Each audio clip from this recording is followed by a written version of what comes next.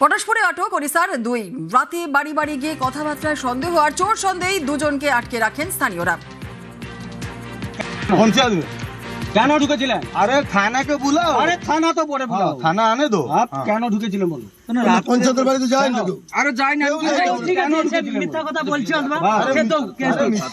আর case দিবে তো। আরে কেস দিবে তো। দাও দাও। আমাদের কে?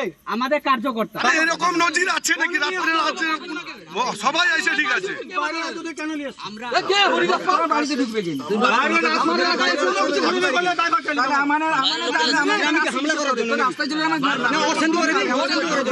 রাত্রে আবার ঘুরে না সবাই করবে ঠিক আছে, দিবসে ঠিক আছে।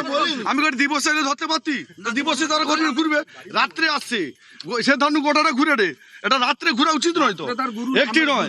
আরে আমাদের কার্যকর্তার বাড়িতে গেছি দিয়ে বেরিয়ে ঠিক আছে, তাহলে গোটা গ্রামটা ঘুরা হবে এটা কথা কই। হ্যাঁ আমি করি দিবসে আসলে তো কোনো কথা নাই করতে।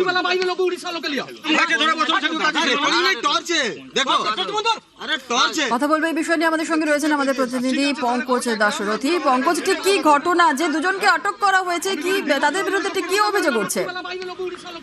দেখো জুনেলা, মূলত তাদের বিরুদ্ধে যে অভিযোগ, বিস্তর অভিযোগ, যেখানে মধ্যরাতে রাতের অন্ধকারে মোবাইলের টর্চ জ্বালিয়ে ওই এলাকায় বিজেপির যে উড়িষ্যার যে বিজেপির কার্যকর্তারা রয়েছে তারা কিন্তু হিন্দি ভাষায় এলাকায় ঘুরে ঘুরে বেড়াচ্ছে এবং বোঝাচ্ছে, এমনটা কিন্তু খবর। তবে এলাকার স্থানীয় বাসিন্দা তাদের কিন্তু সন্দেহ যে হিন্দি ভাষী এলাকায় কোনো পরিচয় বা কোনো জানা নেই, তারা কি করে অন্ধকারে রাত 8:30 নাগাদ তারা ঘোরাফেরা করছে এলাকায়। তাই এলাকার মানুষ তারা কিন্তু চোর সন্দেহ করে আটক করে রাখে।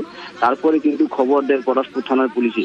পুলিশ এসে দুজনকে আটক করে নিয়ে যায়। তবে পুলিশ তাদেরকে জিজ্ঞাসাবাদ করে এবং জিজ্ঞাসাবাদ করার পরে জানতে পারে যে তারা উড়িষ্যা থেকে এসছে বিজেপির প্রচারক হিসেবে। সেক্ষেত্রে প্রবাসী প্রচারক, যেখানে ভারতীয় জনতা পার্টির প্রবাসী প্রচারক অর্থাৎ অনুমতি রয়েছে বলে এমনটাই কিন্তু তারা দাবি করছে। তবে স্থানীয় বাসিন্দাদের দাবি যে রাতের অন্ধকারে কেন আসবে, তারা দিনের বেলায় আসুক বা পরিচয়ে কাউকে নিয়ে আসুক, এলেই কিন্তু প্রচার করুক, সেটা নিয়ে তারা কিন্তু মানতে পারবে। কিন্তু যেক্ষেত্রে তারা অপরিচিত ব্যক্তি রাতের অন্ধকারে প্রচার করছে, এই নিয়ে কিন্তু যথেষ্ট আতঙ্ক সৃষ্টি হয়েছে এলাকায়, যা নিয়ে কিন্তু তারা রাজনৈতিক দরজা শুরু হয়েছে। ধন্যবাদ। ভিন রাজ্য থেকে অচেনা লোককে নিয়ে এসে গ্রামে গ্রামে ঢুকিয়ে বিজেপি প্রচার করতে চেয়েছে, প্রচার করছেও।